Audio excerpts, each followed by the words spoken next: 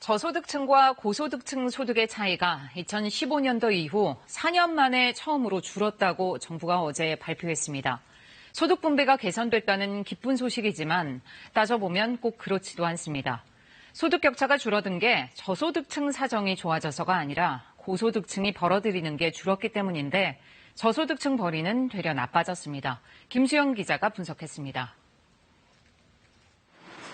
올해 1분기 소득 하위 20% 계층의 소득은 또 나빠졌습니다.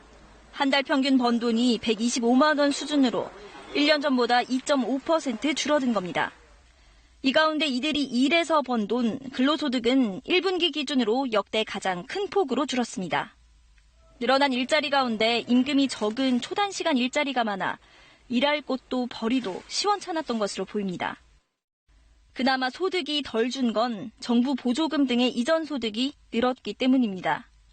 이전 소득이 전체 소득의 절반을 넘은 건 이번이 처음입니다. 정부가 다양한 정책적 노력을 통해서 뒷받침해 주는 부분이 분명히 있는 거고요. 시장의 소득은 여전히 부진하다.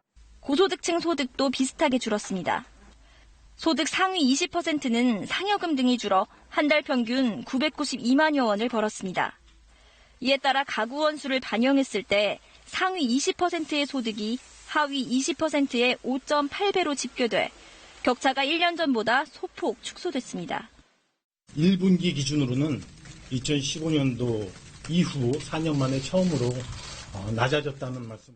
전체 가구 소득의 증가율도 1년 전보다 낮아졌는데 연금과 이자 비용 등은 늘어 당장 쓸 수 있는 돈은 9년여 만에 처음으로 감소했습니다. 정부는 분배는 개선됐지만 저소득층의 소득 여건은 여전히 좋지 않다며 민간 일자리를 만들어 소득 기반을 확충하겠다고 밝혔습니다. KBS 뉴스 김수현입니다.